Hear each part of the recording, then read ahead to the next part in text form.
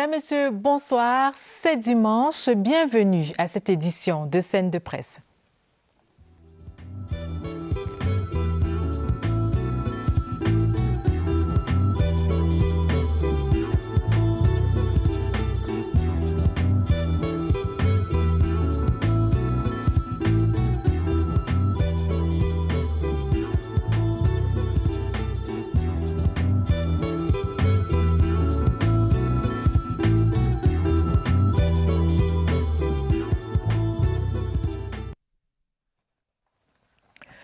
Une fois de plus, bonsoir et bienvenue à cette édition de Scène de presse. Sur le plateau avec moi, le docteur Léontine Kage-Nkamba, qui est expert en modélisation mathématique des maladies infectieuses. Bonsoir docteur et bienvenue sur le plateau. Bonsoir, merci. À ma gauche, c'est Alphonse Ateba Ndoumou, qui est éditorialiste et consultant. C'est un plaisir de vous avoir à nouveau sur le plateau de Scène de presse. Bonsoir. Bonsoir Lucrèce, bonsoir docteur Nkage. Avec vous, nous abordons la question du pic de la pandémie du Covid-19. Les dépistages massifs de ces derniers temps ont débouché à la fois sur l'explosion des cas confirmés et une augmentation exponentielle des guérisons. Plus de 2000 cette seule semaine. La maîtrise des protocoles de traitement et le professionnalisme de nos équipes médicales expliquent cette évolution et posent la problématique du pic avec à l'horizon la régression de la pandémie. Nous en parlons dans la première partie de cette édition de Scène de presse. Et en débat ce soir, l'hypothèque qui pèserait sur la CAN 2021. En effet, le Conseil de la FIFA réuni le 25 juin dernier a reporté les fenêtres FIFA de septembre. Une décision qui intervient au moment où la CAF misait sur cette fenêtre pour rattraper les périodes manquées de mars et de juin du fait du Covid. Le Conseil exécutif de la CAF table sur le sujet mardi, mais nos invités jouent en match avancé dès ce soir. Une fois de plus, bienvenue donc, docteur Léontine Kage. On l'a dit à l'entame de cette émission, vous êtes expert en modélisation mathématique des maladies infectieuses. Alors dites-nous, en quoi consiste concrètement votre travail au quotidien et est-ce qu'on peut se fier aux résultats des travaux que vous rendez publics quand on sait que l'hécatombe qui a été prédit à l'Afrique au début de cette crise n'a finalement pas eu lieu? Okay. Merci Lucrèce. Disons que pour parler de modélisation mathématique, en fait c'est un processus qui permet de l'intervention des mathématiques dans des sciences dites expérimentales ou d'observation, comme par exemple la médecine. Alors, en fait, on part d'un problème du monde réel, on le transcrit en des symboles abstraits. Après, on étudie ce modèle de mathématiques. On fait des analyses, on en tire des conséquences, on fait des prédictions et à la fin, les résultats sont mis à disposition on met les résultats à disposition des décideurs qui exploitent les résultats et peuvent faire des annonces et prendre certaines décisions. Alors, est-ce qu'on peut se fier à nos résultats? Oui, on peut se fier à nos résultats parce que la modélisation est basée sur les données récoltées sur le terrain. Quand on met en place un modèle mathématique, on fait certaines hypothèses et à base des données sur le terrain, on fait ce qu'on appelle un calibrage du modèle. Le calibrage du modèle, c'est de venir, après avoir fait une courbe prédictive, de comparer les résultats théoriques aux résultats aux données qu'on recueille sur le terrain. De manière concrète, qu'est-ce que cela veut dire pour le téléspectateur lambda qui nous écoute, dans le cadre de cette crise sanitaire? Alors, dans le cadre de cette crise sanitaire, la modélisation mathématique permet de faire des prédictions, c'est-à-dire donner les grandes tendances de l'épidémie, c'est-à-dire on peut savoir à peu près quand sera le pic et quand pourrait survenir la régression de l'épidémie. Elle permet aussi d'évaluer les stratégies mises en place par le gouvernement, de les ajuster et de faire des nouvelles recommandations. Alors, je voudrais vous prendre au mot, docteur. Vous avez dit que la modélisation permet de faire des prédictions, notamment en ce qui concerne le pic.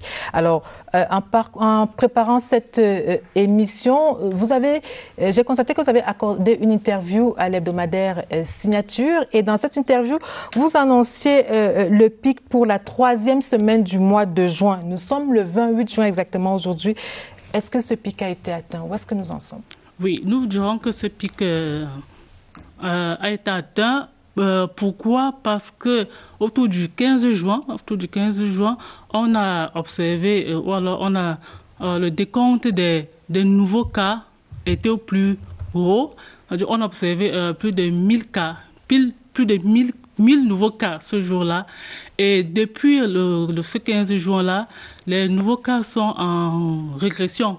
Du moins pour le cas de la ville de Yaoundé. Peut-être pour les périphéries et d'autres villes, il peut y avoir une espèce de boost de l'épidémie. Au moins pour le cas de la ville de Yaoundé, l'épidémie est en pleine régression. Donc ça veut dire que nos prévisions ont été bel et bien avérées depuis nous avons annoncé le pic, comme vous dites, après la 2e semaine du mois de juin. Et depuis cette date-là, au moins, c'est pour ce qu'on maîtrise, pour les données qui sont consolidées, les nouveaux cas sont en train de régresser. Mais en même temps, vous dites que le pic n'est pas statique. Qu'est-ce que cela veut dire?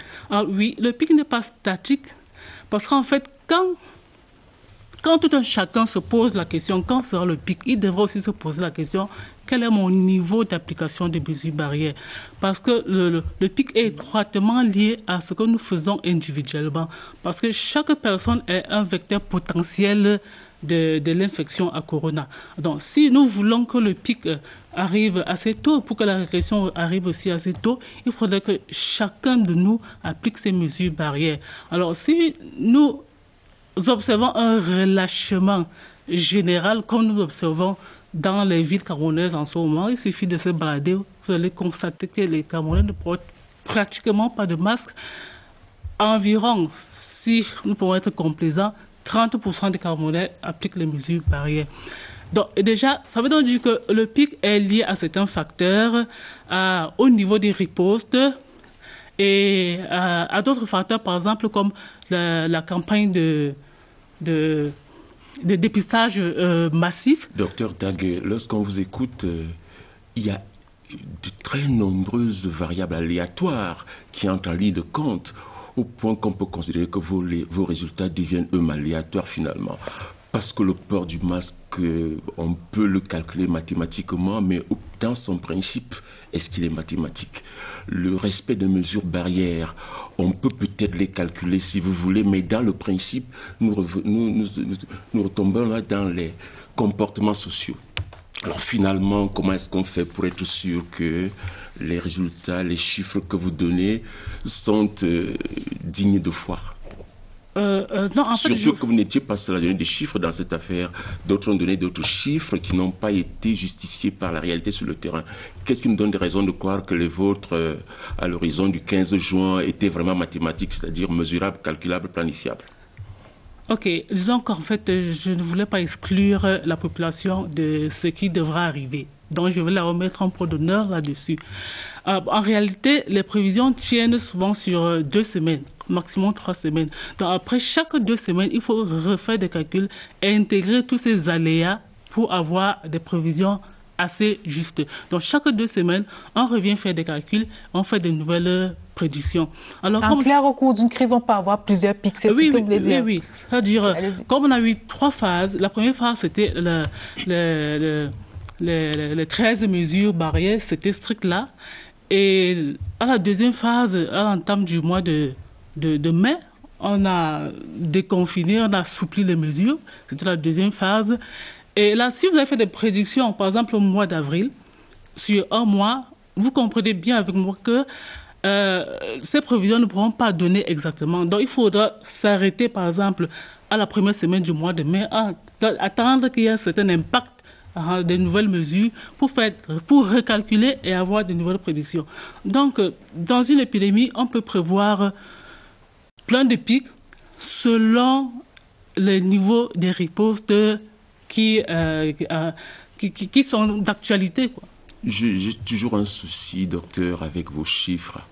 Peut-être que je devrais formuler autrement la question. Nous savons que l'Institut national des statistiques est payé pour faire ce travail.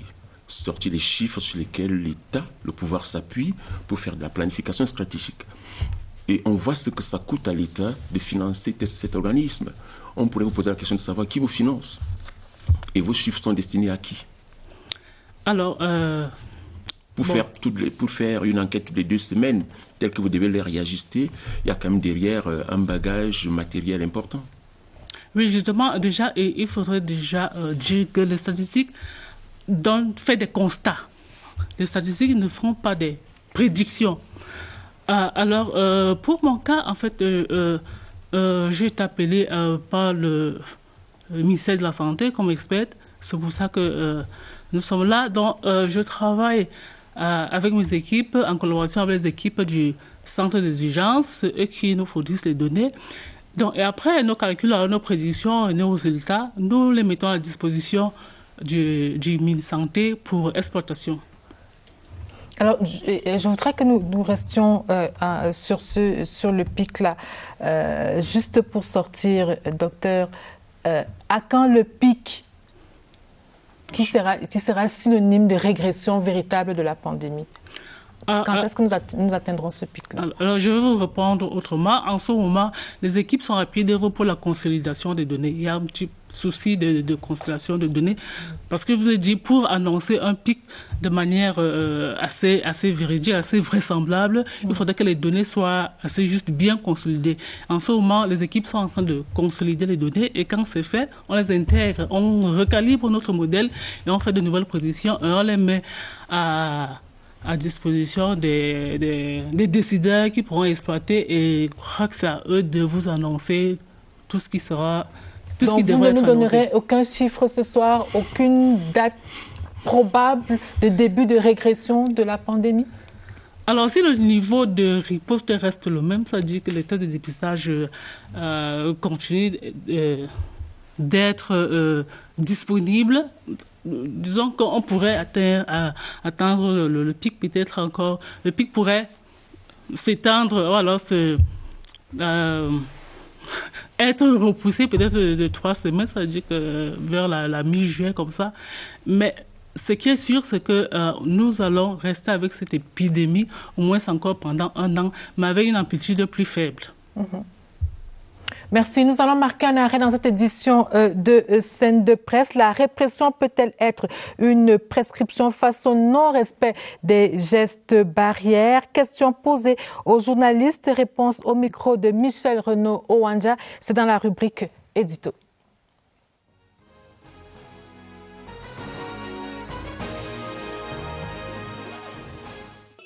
Lorsque on regarde un peu les chiffres, ça donne des surfroids. On a plus de 12 000 cas de contamination, plus de 300 morts. Les Camerounais n'arrivent pas à comprendre la nécessité de respecter les mesures barrières, c'est-à-dire le port du masque, se laver les mains, respecter la distanciation physique. Ce qui se passe, c'est que dans l'espace public, vous voyez quelques-uns le faire dans les transports en commun simplement parce qu'il y a le policier.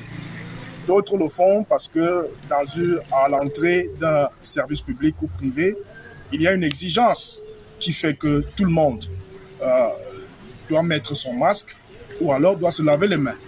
C'est un constat de ce qu'il y a un laisser-aller qui est généralisé. Le 19 mai dernier, le président, si nous l'avons bien suivi, a tenu à prescrire le respect des mesures barrières. A contrario, vous observez ce qui se passe, tout comme moi. On se pose bien des questions sur le gouvernement du président Biya, rend à contre-courant de sa volonté, de sa détermination à neutraliser la crise sanitaire. Quand ça ne va pas, il faut passer à la phase répressive. Puisque ça ne va pas, on ne peut pas toujours, on sensibilise, mais les Camerounais sont têtus. Porter seulement le masque, ça y a un problème. Moi, je pense qu'il faut passer à une autre phase plus sérieuse, c'est-à-dire que peut-être frapper les gens. Pourquoi pas? Des sanctions. Les Camerounais se sont dit, OK, on démissionne, on les laisse avec leur affaire, nous allons nous débrouiller comme nous pouvons. Pour que les Camerounais se remettent au respect des mesures barrières, il faut d'abord que ceux qui sont en charge de la gestion de cette maladie soient on ne peut plus sérieux dans la façon de respecter le protocole. Il y a une sorte de bloqué manifeste d'un certain nombre d'acteurs dans l'appareil étatique, en tout cas ceux qui s'occupent de ce segment, qui, comme une volonté manifeste de voir prospérer, de voir avancer de manière galopante la crise du Covid et que les morts s'accumulent. On se dit, est-ce que le gouvernement ne pourrait pas plutôt envoyer les Camerounais au casse-pipe et les voir tomber aujourd'hui? Oui, pour la répression, mais avec méthode. La répression dans les transports en commun, notamment les gares routières, où on doit imposer à tous ceux qui empruntent les transports de mettre leur masque. Au niveau des taxis, il faut que les contrôles de police soient systématiques et fassent descendre systématiquement tous ceux qui ne portent pas leur masque de protection au moment d'entrer dans le taxi.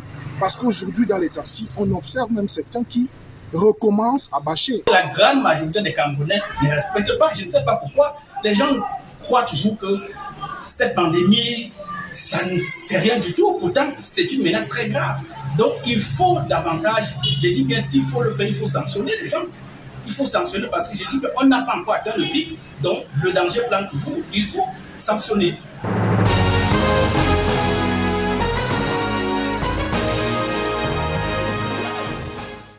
Docteur Kagé, vous l'avez dit, seuls 30% de Camerounais respectent les gestes barrières. Alors la question qui a été posée aux journalistes il y a quelques instants, c'est la même que je vais vous poser de votre point de vue. Faut-il passer à la répression pour amener les Camerounais à respecter les gestes barrières, de votre point de vue?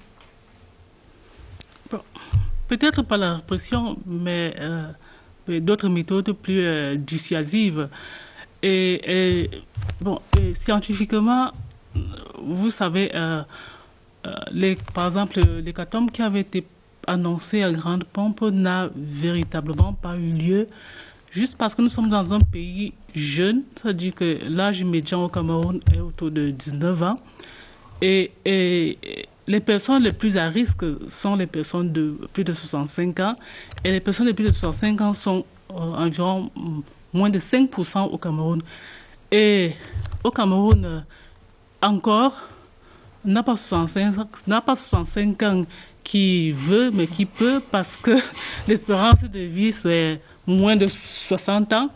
Ça veut dire que quand on atteint même déjà à 65 ans, ça veut dire que les vieux du Cameroun sont un peu plus robustes que les vieux d'ailleurs, quoi. Et ça veut donc dire que finalement, il ne reste plus que maximum 30% des personnes véritablement susceptibles à cette maladie. Et donc, l'âge moyen pour avoir le corona est de 40 ans. Et si la moyenne d'âge au Cameroun est de 19-20 ans, vous voyez bien que la proportion des personnes véritablement susceptibles et encore la proportion des personnes qui ont des comorbidités qui peuvent en mourir, le pourcentage est vraiment très bas. Donc, il faudrait aller avec... Il ne faut pas cesser de sensibiliser, mais il ne faut pas vraiment passer à la phase de répression. Alors, quelle est la contribution des mathématiques? Avant cela, je voudrais d'abord avoir votre point de vue sur cette question. Répression, oui ou non? Moi, je suis un républicain. Je pense que l'État est un principe de violence légitime. Lorsque les gens ne veulent pas suivre, il faut pouvoir se doter des moyens de les canaliser pour les amener sur le terrain du bien-être collectif. C'est de cela qu'il s'agit. Parce que si des gens devaient mourir, l'État mourrait avec. Donc, à mon humble avis, si les Camerounais ne sont pas capables de se prendre en charge tout seuls, de manière citoyenne, l'État doit se doter des moyens pour les conduire vers le chemin sollicité. Je pense qu'il n'y a pas 10 000 façons de le faire. De toute façon, chaque fois qu'on a demandé au Cameroun de se prendre en charge tout seul, on n'a pas eu le résultat escompté. Alors maintenant, nous allons parler de la reproduction de base, qui est un élément important dans le travail que fait le docteur Kagé.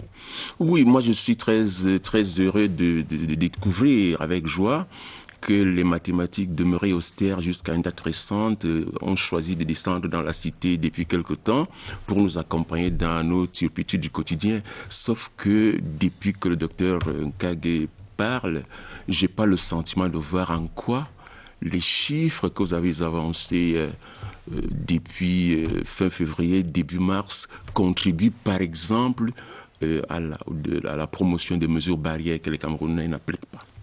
Par exemple. Je peux répondre? Bien sûr, bien sûr. Alors, les chiffres, c'est pas toujours... Les chiffres ont, ont une orientation. Par exemple, à quoi ça sert réellement? Disons qu'à l'entame du mois donc à la fin du mois de mai déjà, nous avons annoncé que vers la mi-juin, nous serons à à peu près 4000 cas actifs. Déjà, il ne faut pas confondre. On a souvent l'impression que l'épidémie est tellement en train de monter parce qu'on se focalise sur le cumul des cas.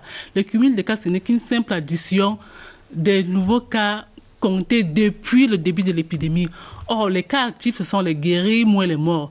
Donc, les cas actifs, c'est ceux-là qui intéressent vraiment les cliniciens, les médecins. Quand on annonce ces cas actifs, ça permet d'anticiper, par exemple, sur la prise en charge, sur toute la logistique qu'il faudra mettre en place pour contenir, alors pour prendre en charge toutes ces personnes qui vont se déporter vers l'hôpital. Mais nous continuons de dire que, nous ne le dirons jamais assez, prévenir vaut mieux que guérir, quoi. Donc, il vaut mieux tout faire pour éviter d'attraper le corona, parce qu'on ne sait jamais ce qu'on va trouver à l'hôpital quand on s'y rend. Aujourd'hui, on observe notamment qu'à côté du ministère de la Santé, où vous prêtez vos services, il y a d'autres administrations qui sont entrées dans le jeu, notamment l'administration territoriale, les administrations en charge de l'éducation. Quelle conscience, quelle partie vous prenez à ces activités-là pour consolider vos chiffres et vos analyses? En fait, pour consolider nos analyses, vous savez, quand on fait de la modélisation, il faut être très vigilant, très attentif et ne rater aucune information. Donc, quand on a une nouvelle information qui vient, par exemple, des universités ou des territoires, il faut rapidement les intégrer, sinon les prévisions, les calculs sont faussés. Donc, il faut être très, très attentif, travailler en collaboration avec ces autres institutions pour recueillir les informations et pouvoir faire des prédictions qui ont du sens, quoi. Si vous voulez, docteur, permettez-moi d'insister, le principal inconfort que m'ont procuré vos chiffres, c'est que, horizon février 2020, on parle d'une pandémie mal connue, inconnue, qui fait des ravages mal maîtrisés sur la planète entière. Mais déjà, vous en êtes à faire des prévisions. Ça veut dire que vous en saviez plus que tous ceux qui se plaignent de ne pas en savoir grand-chose. Comment vous avez fait? Bon, en fait, je ne veux pas entrer, je ne suis pas virologue, je ne suis pas médecin, moi je manipule les chiffres et je me base sur les chiffres qui nous viennent du terrain. À partir des chiffres qui nous viennent du terrain, peut-être je vais redire ce qu'on appelle calibrer le modèle, c'est-à-dire que, par exemple, on fait une prévision sur 2 semaines et après 2 semaines, on revient voir si les données qu'on a récoltées sur le terrain, parce que les données suivent aussi une certaine courbe, on vient comparer les données du terrain et la courbe prédictive. Alors, s'il y a un vrai fitting, c'est-à-dire que les deux courbes sont confondues, alors on peut faire foi à ce modèle. Et comme je l'ai dit, les prédictions, c'est sur maximum 2 semaines. Après 2 semaines, il faut se rasseoir, refaire des calculs avec les nouvelles informations. Alors, je voudrais qu'on s'arrête une fois de plus sur la reproduction de base. En quoi est-ce que cet élément est important dans le travail que vous faites? Bon, en fait, le nombre de reproductions de base, déjà, c'est le nombre de nouveaux malades générés par un malade quand il est introduit dans une population entièrement faite des personnes susceptibles ou des personnes non malades.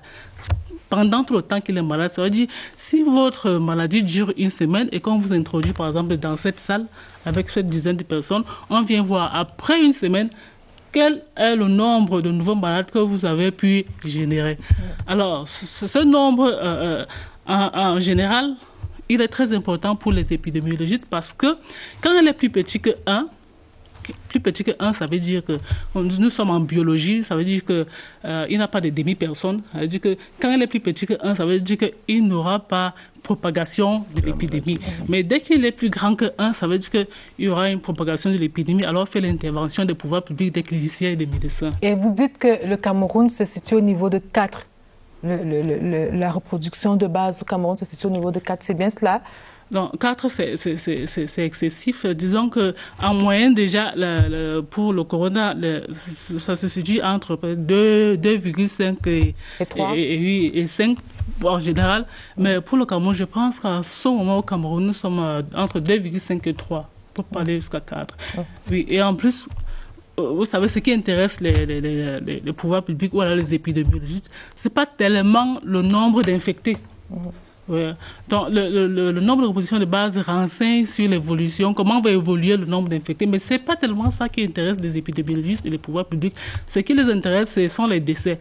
Parce que vous savez, tout le monde peut être infecté, mais si personne ne meurt, bon, il n'a pas de quoi foutre un chat. Alors, Dr Nkage, rassurez les Camerounais qui nous regardent ce soir. Dans une semaine, dans un mois, à l'horizon de la rentrée scolaire, qu'est-ce qu'on peut attendre de cette affaire? Alors, ce qu'on peut attendre de cette affaire, c'est que ce qui est sûr, à la rentrée, nous vivrons toujours avec ce corona, mais avec une amplitude moindre. Est-ce que c'est un message qu'il faut diffuser dans les termes où vous le faites en ce moment, au regard des comportements déjà détestables que nos compatriotes développent sur le terrain? Bon, vous savez, déjà à l'entame de nos propos, on a dit aux Camerounais, ou alors toute personne qui vit sur le territoire camerounais, quand il se pose la question quand va survenir le pic, alors quand l'épidémie va régresser, il devrait se poser, faire d'abord une introspection, se poser la question, qu'est-ce que je fais pour stopper cette maladie? Si vous ne faites rien, ben attendez-vous à ce que l'épidémie continue. Il y a quand même un chiffre, excusez-moi. Oui, allez-y. Il y a un chiffre qui a été avancé au lancement de cette maladie, notamment dans sa prise en charge officielle, 1 milliard. Comment est-ce que vous avez calculé l'utilisation de ces milliards? Comment est-ce que vous l'avez mis en péréquation avec le développement des malades, des morts? 1 milliard, c'est quel chiffre? Il y a un premier chiffre qui a été avancé. Le chef de l'État a débloqué une dotation d'1 milliard de francs pour le soutien à la lutte contre la pandémie. Et puis d'autres citoyens, d'autres compatriotes sont associés à l'opération. Je voulais savoir si votre cabinet s'est également intéressé à ces chiffres pour les mettre en péréquation avec le développement de la maladie. Disons que notre cabinet ne s'intéresse pas à la mise en pratique, alors à l'implémentation de ces chiffres. Donc nous sommes là pour leur donner de quoi décider, c'est-à-dire qu'on leur donne des résultats, on fait des recommandations. Maintenant, c'est à eux, sont les décideurs, de savoir comment exploiter ça, de savoir comment distribuer toute la logistique et tous les fonds nécessaires. Comme de leur dire, par exemple, que la dotation initiale est insuffisante ou alors qu'elle est excessive aussi, non? Vous avez par exemple préconisé l'augmentation du nombre de tests. Vous avez demandé qu'on passe par exemple, je crois, à 50 000 tests. Vous avez également préconisé qu'on compte davantage le nombre de cas dans les communautés. C'est à ça que servent ces chiffres. Et ces chiffres permettent à l'État de mieux envisager le futur lorsque les financements sont prêts. Oui, justement parce que, vous savez, il y a des chiffres officiels, il y a des chiffres qu'on ne sait pas dire juste parce que peut-être les tests n'étaient pas disponibles. Donc, à l'entame de l'épidémie ou au milieu de l'épidémie, il y avait bien sûr des infectés, mais on ne pouvait rien dire parce qu'ils n'étaient pas, c'était pas des cas confirmés, il n'y avait pas assez de tests pour pouvoir le faire. Donc maintenant, comme on sait que au moins 80% des personnes n'étaient pas détectés, parce qu'il y a des cas détectés et des cas non détectés. Alors il fallait déverser un bon nombre de tests pour pouvoir venir à bout, pour pouvoir faire un décompte véritable de tous ces cas-là. Et tout ceci amène à appel des financements. Alors, juste pour finir, docteur, je voudrais savoir quelle est la lecture que vous faites des différentes courbes de la maladie, le taux de guéris, le taux de létalité, qui semble quand même assez élevé pour une certaine opinion au Cameroun. Alors, ce que nous pourrons dire, c'est qu'on ne peut pas complètement négliger la pharmacopée traditionnelle, quoi. C'est-à-dire que dans d'autres pays, on ne parle pas de ça. C'est-à-dire que systématiquement, quand vous êtes malade, vous allez à l'hôpital. Ouais, au Cameroun, c'est pas toujours ça. Il y a une bonne frange de la population qui ne va pas à l'hôpital. Et on ne va pas aussi cracher sur nos médicaments de grand-mère. Ce qui est sûr, peut-être le protocole n'est pas avéré, peut-être ce n'est pas... mais ce qui est sûr, c'est que toutes ces petites méthodes de grand-mère permettent d'amoindrir ou alors d'atténuer les effets, permet de ne pas arriver très rapidement dans des cas de ceux qui font des formes sévères. Donc, c'est par rapport à cette pharmacopée traditionnelle, ça fait qu'on recueille s'est guéri. Et puis, bon, La question que moi je vous pose, c'est celle de savoir quelle est la lecture que vous faites des différentes courbes de la maladie, notamment en ce qui concerne le taux de guérison. On a annoncé par exemple cette semaine qu'on a atteint 2000. plus de 2000 en quelques jours, mais également le nombre de décès qui semble quand même élevé pour une certaine opinion. Semble élevé. On va commencer par vous parlez du taux de décès.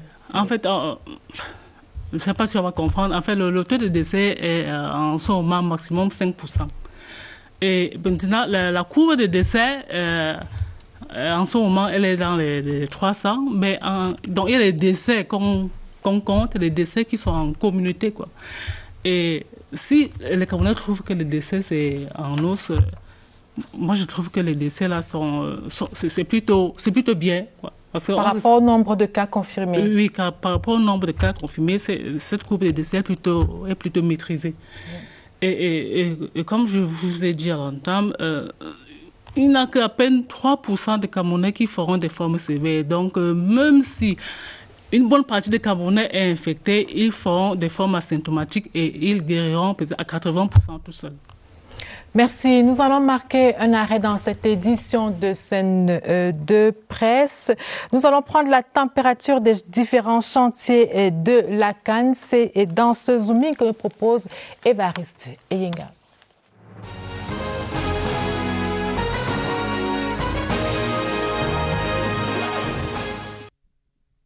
Le coup de sifflet final a déjà retenti dans la plupart des chantiers de la CAN 2021. À l'exception du complexe sportif de Lembe qui joue la prolongation. L'infrastructure accuse un retard à la livraison. Cependant, les travaux ne sont pas à l'arrêt. Ce chantier-là évolue tous les jours. Vous pouvez le voir, il y a 6 mois, il y a 4 mois, il y a encore 1 mois. On ne fait que aller vers l'avant. Aujourd'hui, comme Marc l'a expliqué, le stade principal, on est à plus de 87%. Les 2 annexes sont à 90% et on parle même de les livrer en avance. Livrer en avance, c'est-à-dire au mois d'octobre prochain. En attendant, les avancées sont visibles. Une pelouse en phase de maturation de plus en plus verdoyante est soumise à ses premières tontes. Les gradins sont prêts à l'usage, tous les sièges ont été fixés. La toiture montée n'attend plus que son revêtement décoratif qui est ici en préparation selon le modèle de la maquette. Les façades affichent déjà leur couleur définitive alors que le cloisonnement du centre commercial est en cours. Attendu au mois d'août 2020, les travaux d'achèvement de la piste d'athlétisme en début de matérialisation. Les descentes répétées du ministre des Sports traduisent la veille et le suivi permanent. Vendredi dernier, le patron des sports camerounais affichait une assurance. Les travaux évoluent à un bon rythme et dans la mesure où il reste un certain pourcentage de travaux à réaliser, nous encourageons fermement l'entreprise McGill à appuyer davantage le pied sur l'accélérateur, accroître le rythme. Voici un chantier qui a tant suscité de vives inquiétudes. Le site de Garoua. Mais il vient de donner satisfaction pour l'essentiel avec la fin de la réhabilitation du stade de Rumde-Adja, les stades d'entraînement et les structures attenantes. L'hôtel 4 étoiles du quartier Plateau se dresse avec majesté. Son confort échappe à l'ordinaire et vient diversifier les offres d'infrastructures sportives de la région du Nord. Les 2 chantiers principaux de la ville de Douala ont quasiment rendu leur copie. Le stade de la réunification rénové attend sa livraison officielle, même si les coups de marteau et de pinceau ont cessé depuis belle lurette. Le stade de Japoma parle de lui-même. L'infrastructure futuriste a d'ailleurs été retenue pour abriter la prochaine finale de la Ligue des champions africaine. Parking et voies d'accès en disent long, même si les derniers réglages ont connu un léger ralentissement à raison de la fermeture des frontières. Coronavirus oblige. Le Centenary Stadium à Limbe, le Middle Farm dans la même ville et Moliko à Boya ont abrité la CAN féminine en 2016.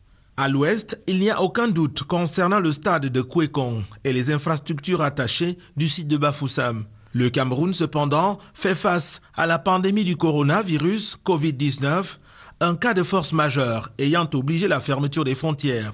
C'est l'une des causes du retard de certains chantiers. Les matériaux sont en souffrance à l'extérieur.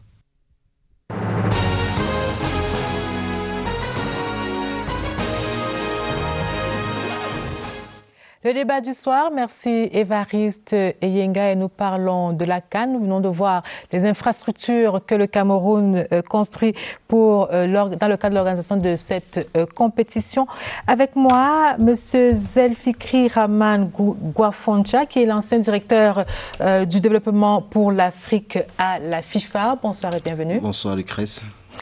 En face de vous, Linus Pascal Fouda, le directeur des rédactions de l'hebdomadaire Signature. Bonsoir et bienvenue sur le plateau. Bonsoir Lucrèce et félicitations.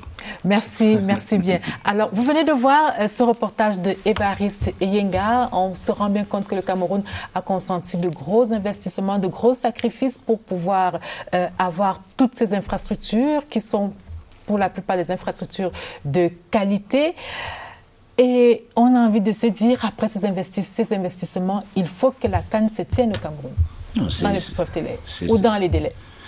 Peut-être pas dans les délais, mais il faut qu'elle se tienne impérativement, puisque, comme vous le dites, le pays de Roger Milla et de Samuel Eto'o et autres a consenti beaucoup d'efforts, alors qu'il y a d'autres priorités.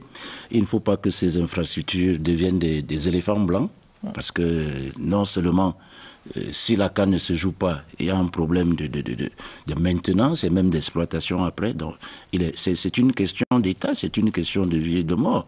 Nous les sportifs, qui connaissons d'autres pays, peut-être moins nantis que nous, peut-être quand nous voyons ce qui est fait là, je crois que, ne serait-ce que pour cela, il faudrait que le CHAN et la CAN se jouent au Cameroun. On va y revenir dans quelques instants. Alors, monsieur Zelfikri Ramana. Alors, le 25 juin dernier, la FIFA a rendu public son calendrier 2020 et seule l'Europe et l'Amérique du Sud ont été autorisés à jouer des matchs en septembre. Or, dans la perspective de la CAN, l'Afrique avait besoin de ces mêmes fenêtres-là pour pouvoir organiser les matchs, les éliminatoires qui n'avaient pas pu avoir lieu au mois de mars et de juin. Du coup, des observateurs voient après ce calendrier de la FIFA, ces observateurs voient une sorte d'hypothèque sur la CAN 2021 qui doit se tenir en principe au Cameroun du 9 janvier au 6 février 2021. Quel est votre avis sur la question? Oui. Lucrèce, ce qu'il faut dire, c'est que déjà l'hypothèque de la CAN ne naît pas de la décision du 25 juin. L'hypothèque de la CAN, à partir du moment où, à cause du Covid, toutes les frontières sont fermées, on est dans un futur complètement incertain.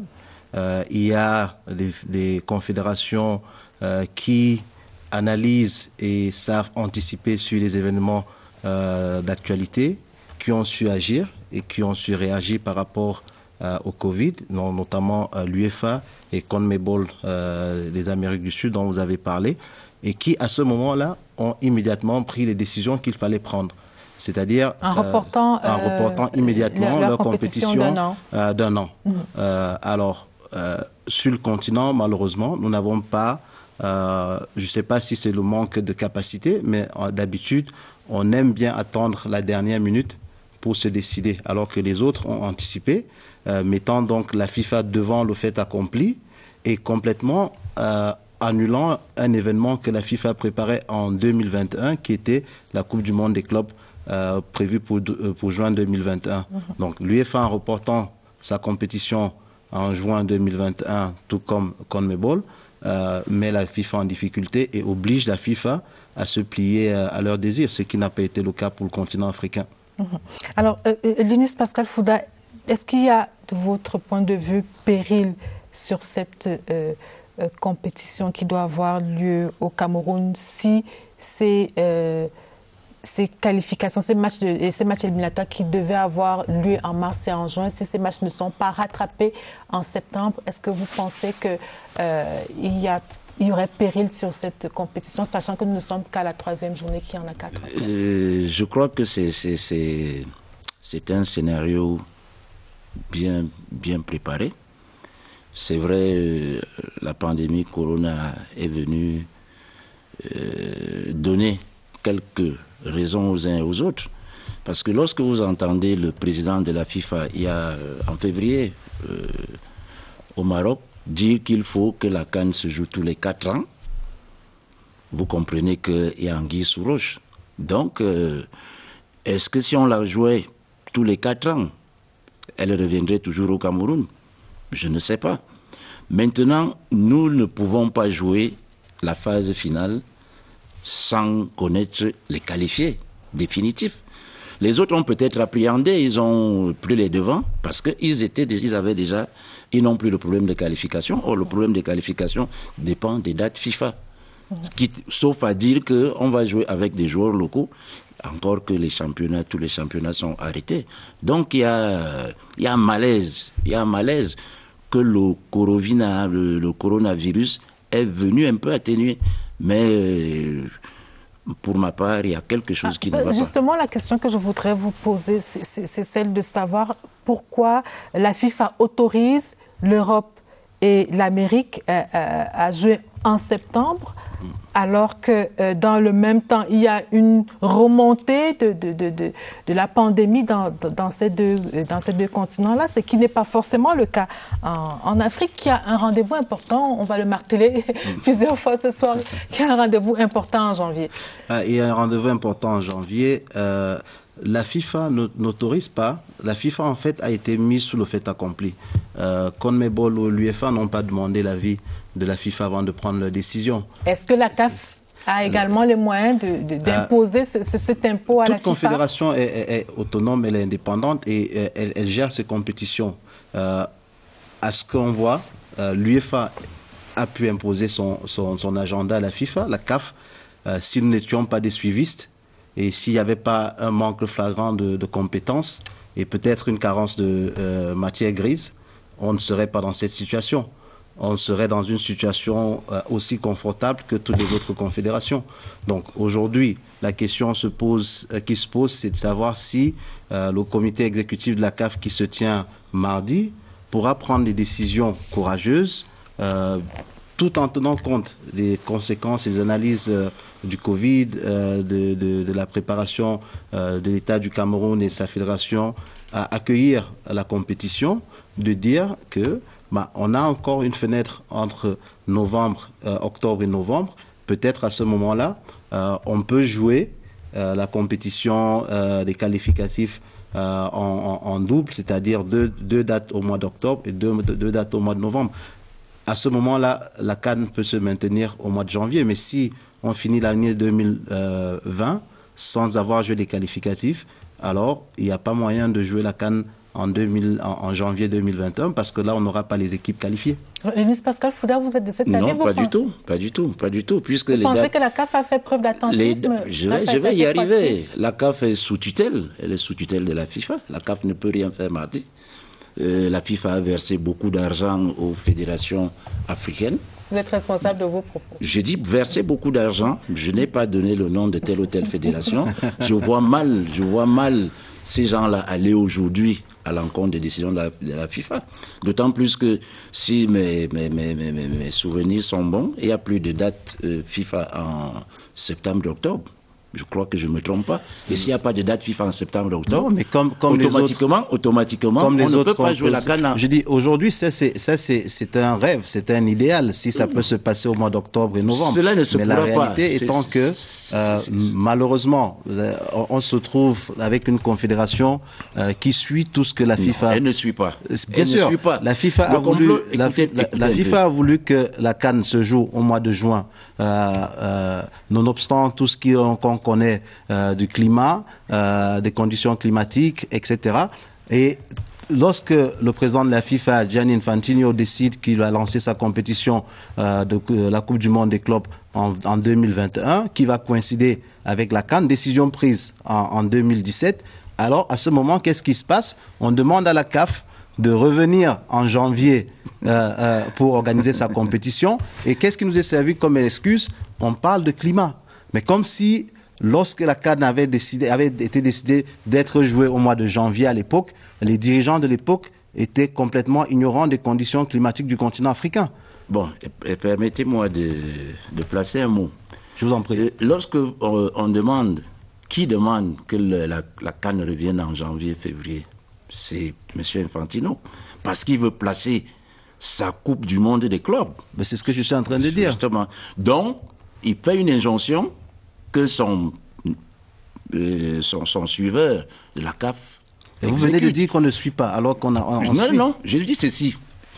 Vous savez, c'est des choses qui ne pouvaient pas arriver au temps d'Issa et à tout. Vous savez pourquoi vous l'avez débarqué? Parce que c'est des choses qui ne passaient pas.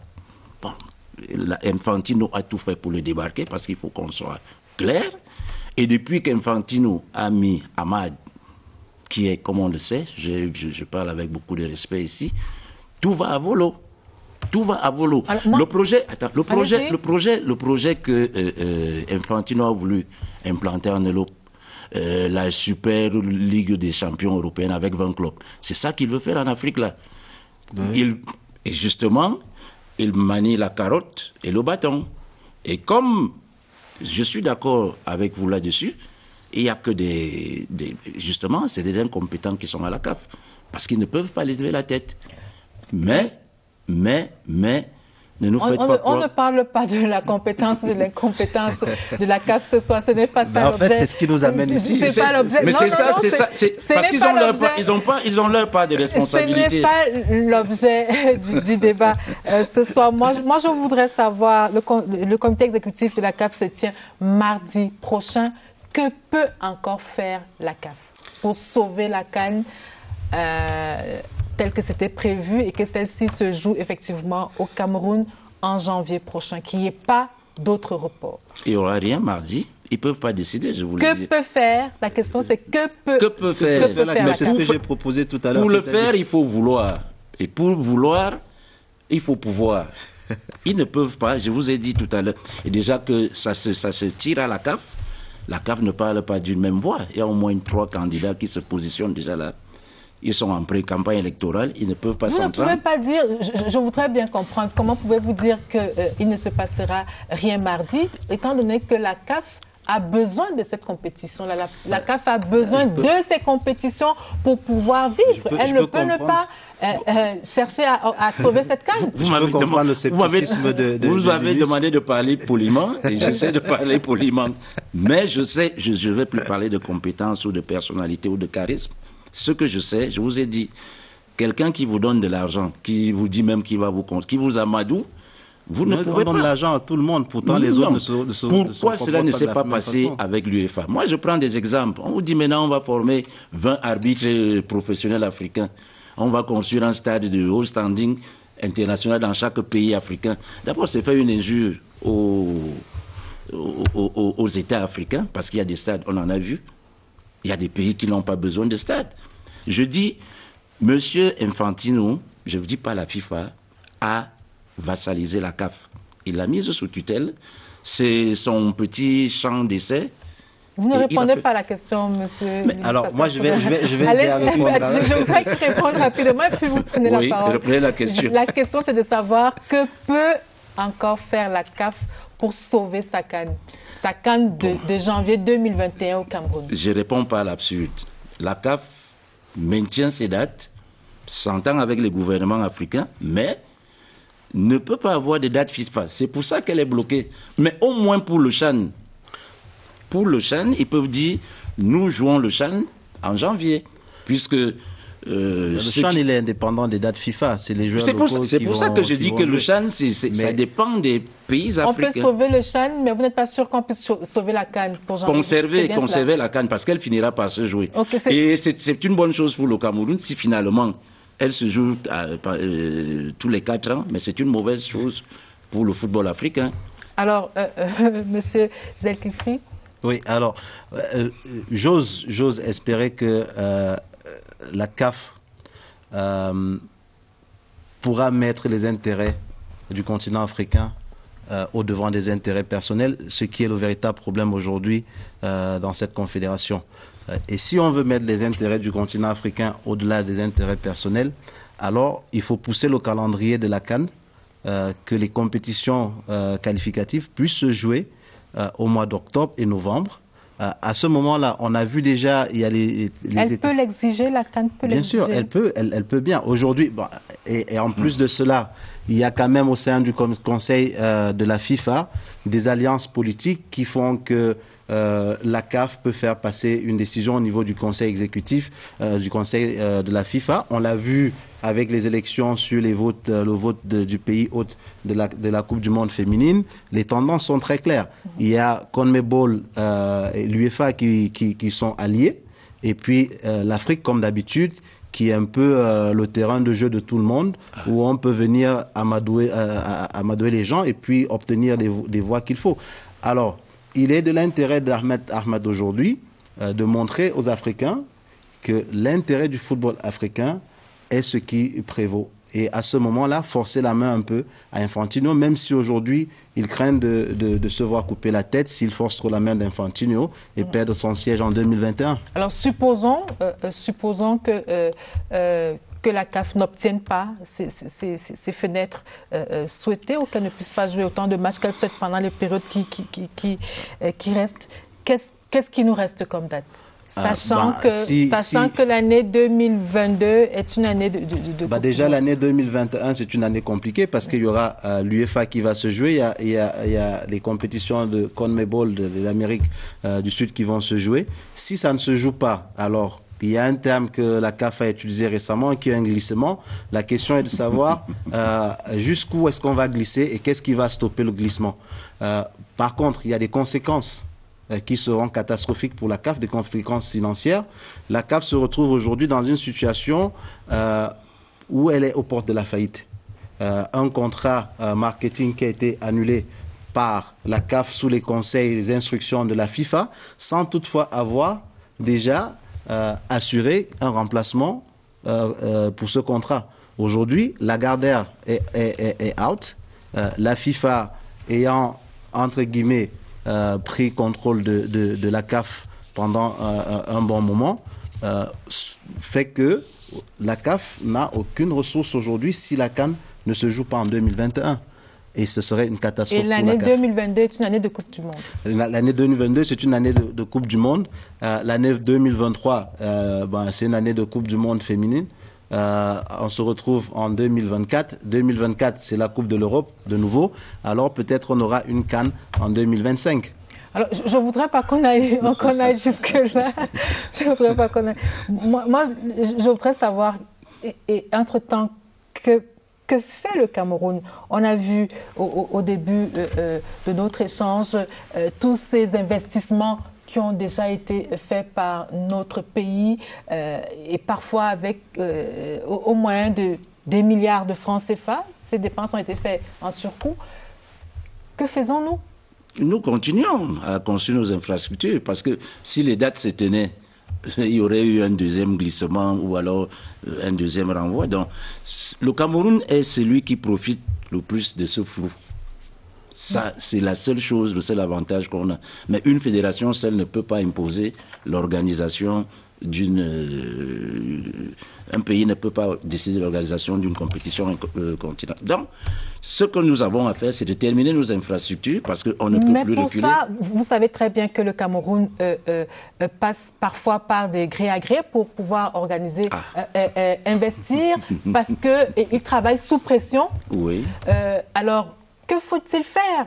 Est-ce que le Cameroun ne pourrait pas, par exemple, exiger d'avoir une visibilité certaine sur le calendrier de la CAF? Ça permet quand même de rationaliser les dépenses et de mieux les programmer. Nous sommes hors délai. Si le Cameroun était prêt, tous les stades prêts, tout prêt, il avait un moyen de pression. Et je vous dis que c'est notre avantage de profiter de ce micmac-là. Ça nous permet, et j'espère que ceux qui nous gouvernent tirent profit de cela pour que en janvier, en décembre, que nous soyons en position de force. Parce que même aujourd'hui, si on décide que cette CAN se joue en janvier-février, moi je ne suis pas sûr que nous serons prêts. Donc, tirons profit de tout cela. On a quand même vu que les stades sont prêts, un certain nombre d'infrastructures qui sont déjà... La CAN, ce n'est pas seulement les stades. La CAN, ce n'est pas seulement les stades. On discutait tout à l'heure, je disais que la pandémie du corona est venue nous montrer beaucoup de lacunes que nous cachons. La CAN se joue au stade, mais ce n'est pas seulement au stade.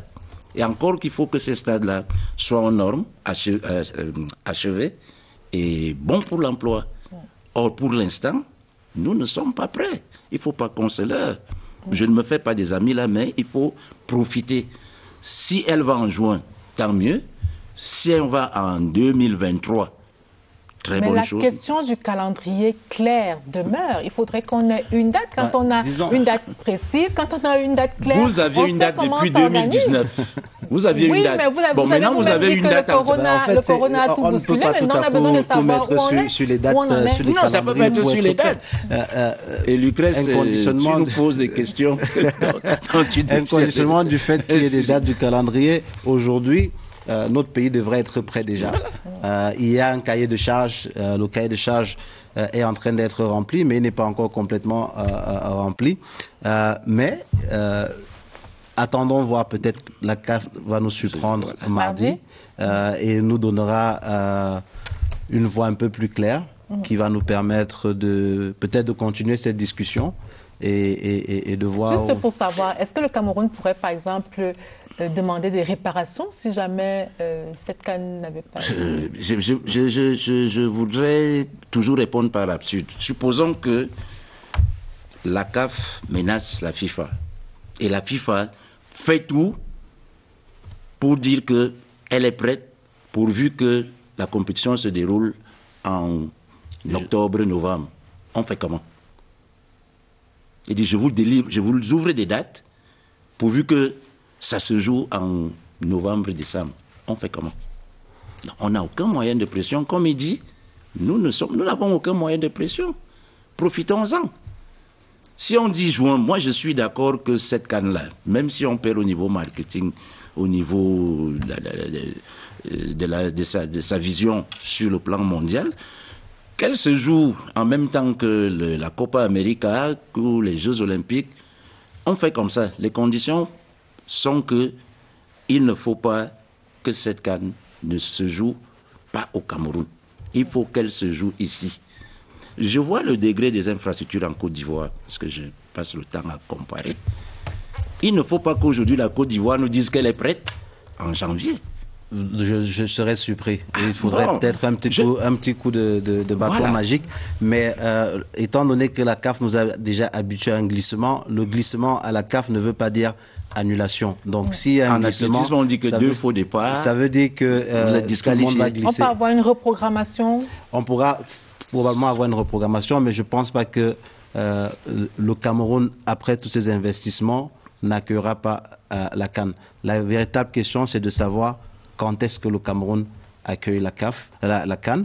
Et je dis, on espère qu'au niveau de la CAF, mardi, ils vont se réveiller avec une révélation de compétences et prendront les décisions. Et là, le drame, c'est que ça se passe en vidéoconférence. Oui, ça n'empêche pas. Bon, la vidéoconférence n'empêche pas les gens de réfléchir. Oui, chacun est dans son coin là-bas, mais quand vous êtes ensemble, c'est quand même mieux pour réfléchir. Alors, je voudrais quand même qu'on regarde à nouveau ce reportage de Évariste Yenga. Je ne suis pas d'accord avec vous lorsque vous dites que le Cameroun peut ne pas être prêt. Donc, c'est pour ça que je propose qu'on regarde à nouveau ce reportage de Évariste. Je n'en sais rien. Qu'on regarde à nouveau ce reportage de Évariste Yenga, celui qui fait le point sur les chantiers de la CAN.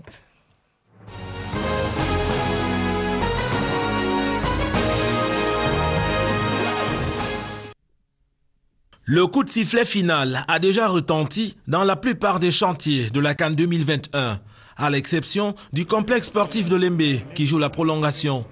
L'infrastructure accuse un retard à la livraison. Cependant, les travaux ne sont pas à l'arrêt. Ce chantier-là évolue tous les jours.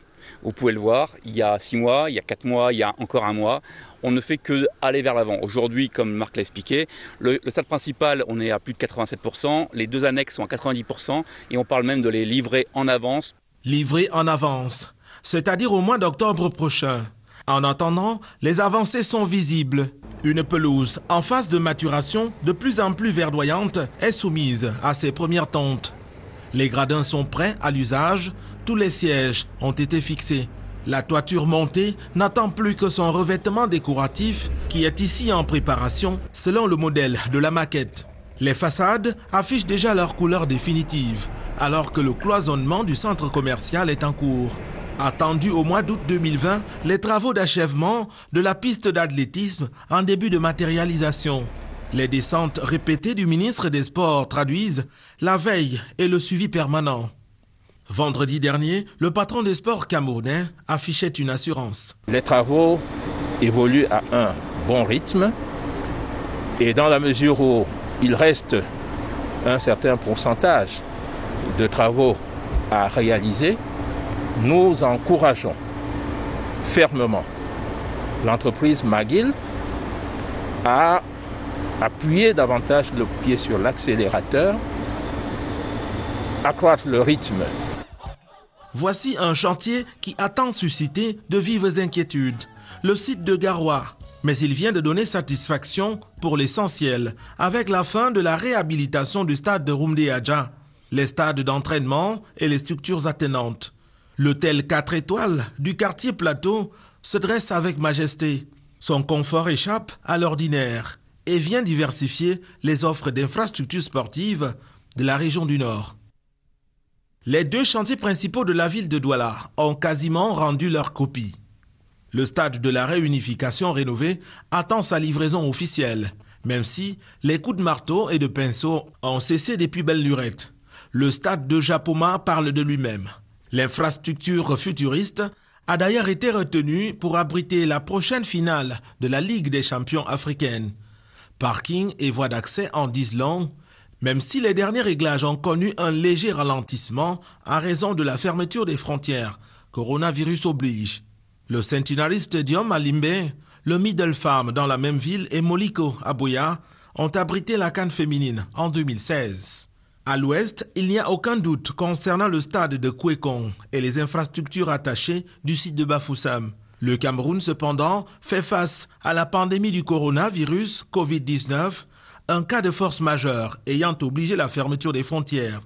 C'est l'une des causes du retard de certains chantiers. Les matériaux sont en souffrance à l'extérieur.